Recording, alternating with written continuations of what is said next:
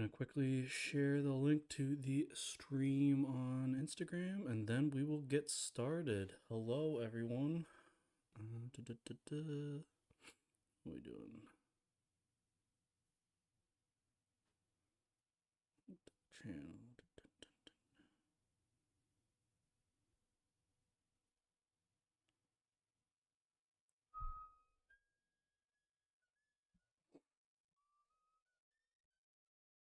Can we? All right.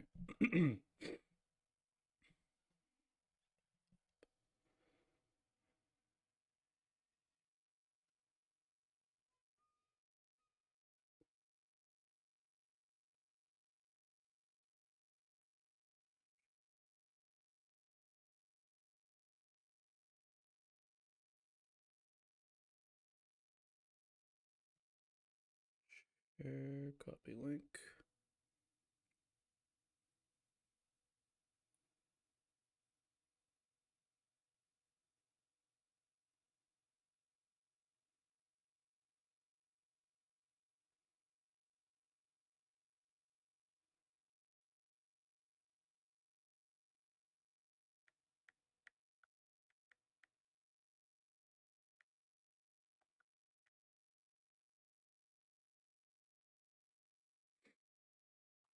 Alright, Alright, send that.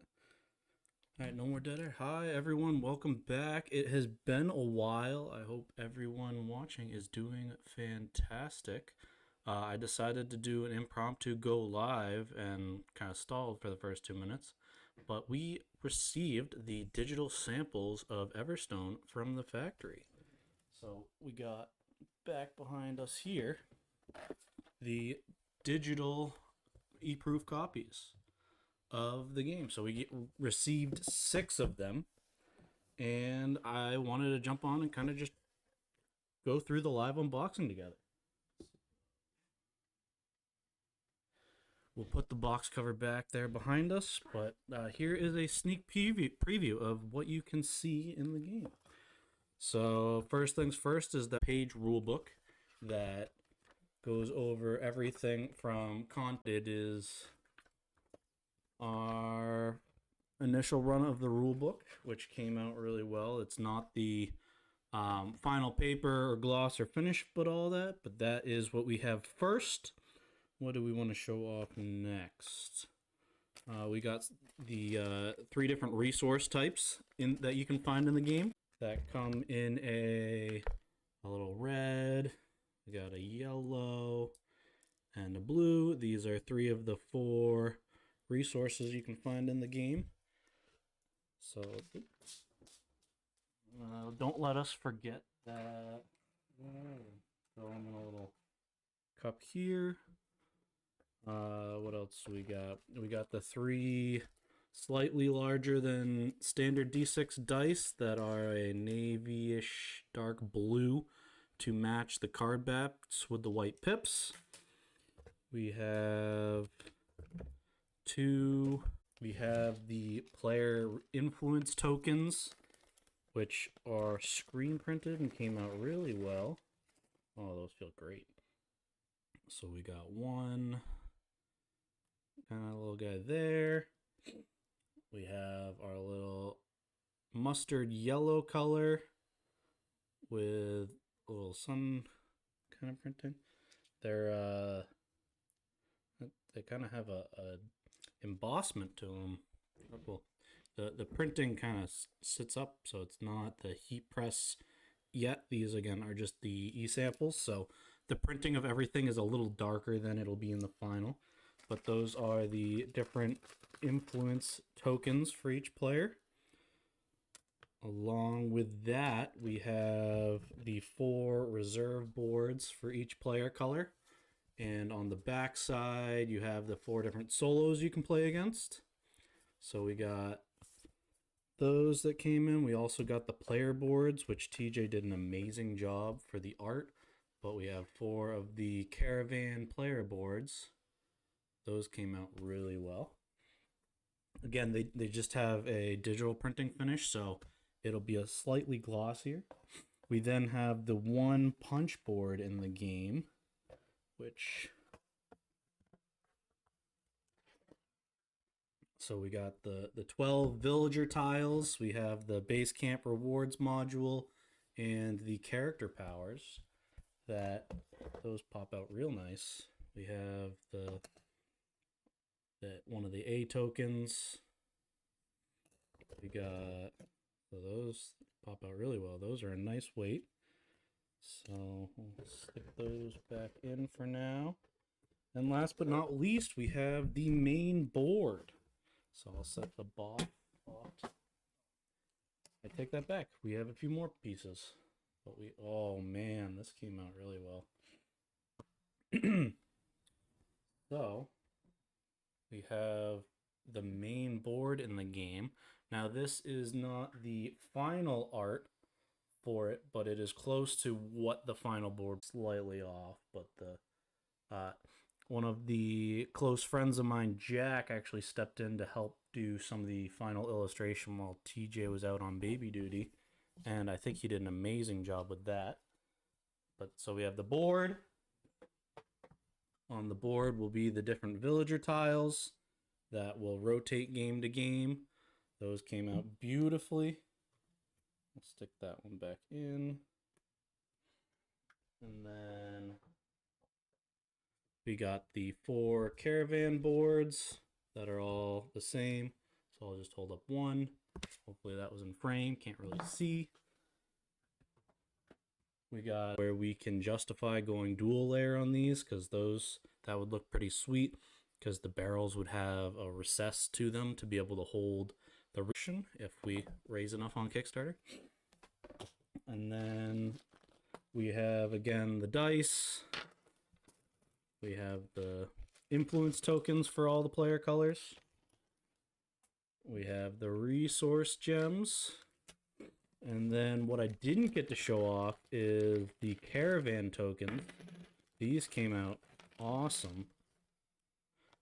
So we have one for each player color, which currently the printing is only single side, and the difference is you can still see right in the center the oh, I guess they used the same digital printing, but that is a correction that we can make, no problem. But that printing came out awesome. Man, the level of detail they were able to get is sweet. But those look beautiful. And they're a nice size too, so those will move around on the player board. And then currently we have player pawns for each color to determine the main action you're taking for the turn. There's an opportunity to enhance and deluxify these, but for the sample copies, we currently are only going with generic pawns. And then let's crack into look at some of the relic cards. What's the best way to get into these?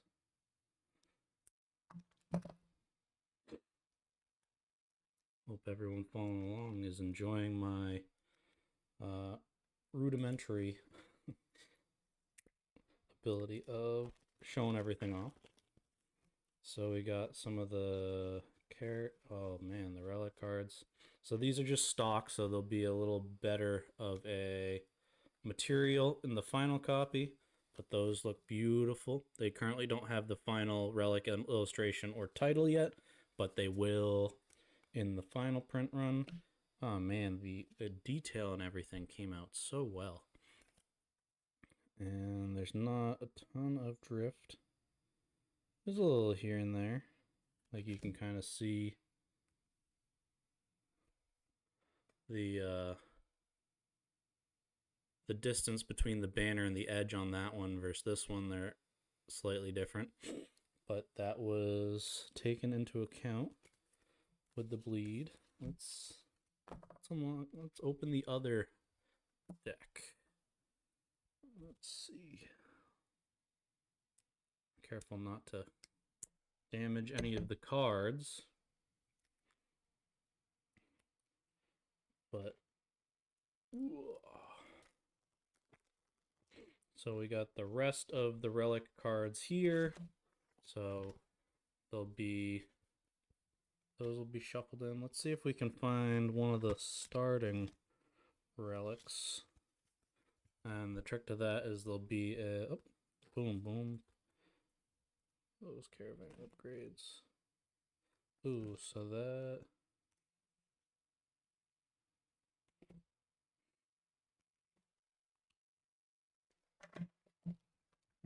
fine.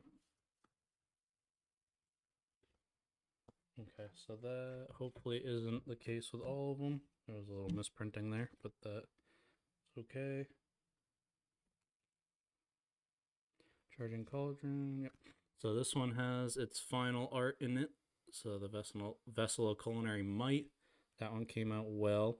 You can kind of see in the top, if the glare works, there's a little carved S to show the starter cards, so those can separate in the game.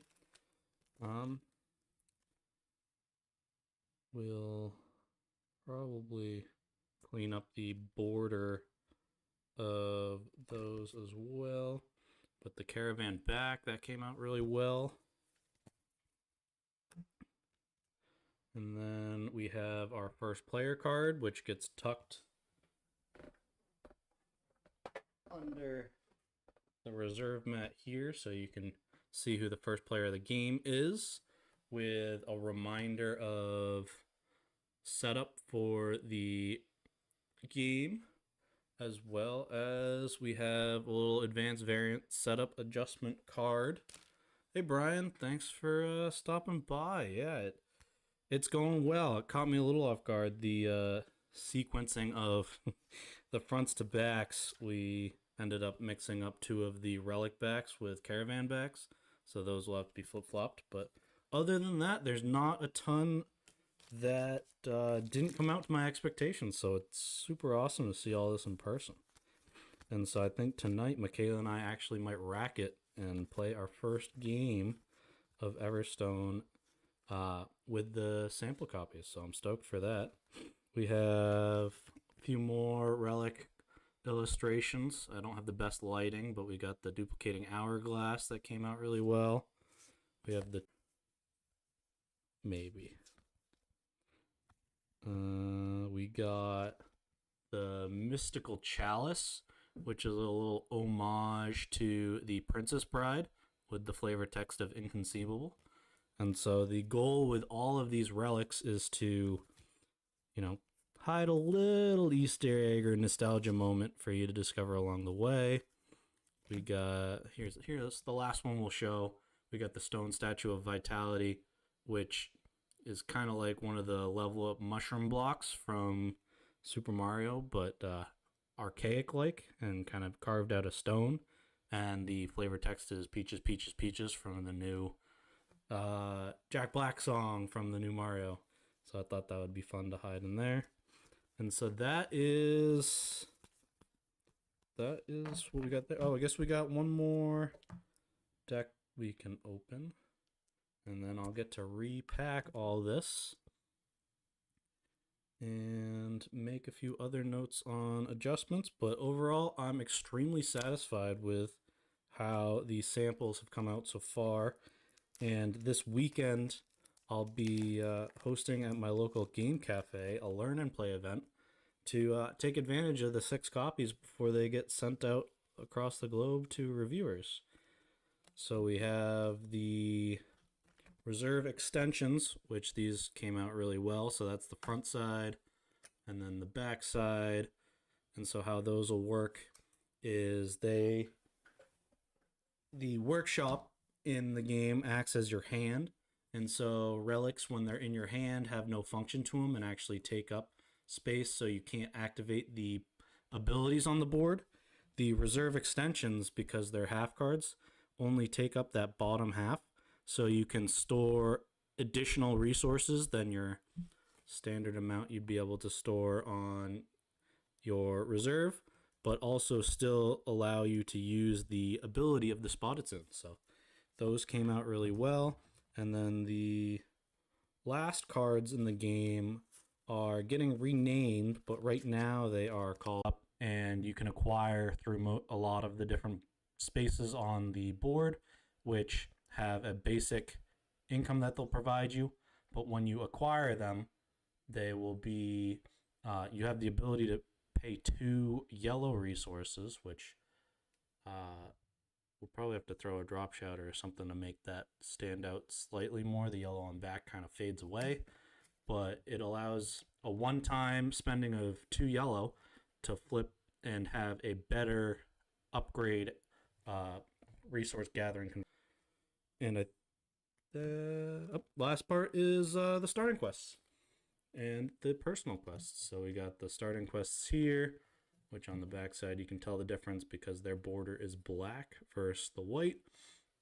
And then we have our 20 different personal quests you can get throughout the game. Of course, I showed off the one that doesn't have its art yet, but that is our impromptu unboxing of Everstone. Thank you, Brian, for watching live, and thank you to anyone that watches the restream of this once I sign off. That's all I got. We had a few catches of things to correct with the factory, but overall, I'll give this a 9. I'm very happy with my first experience of digital samples in the board gaming space. So that, we'll do 2 thumbs up with that. Brian, if you're still there, I hope you have a good one. Anyone else watching in silence, I hope you have a great day too. I'm going to get back to work. I will talk to you all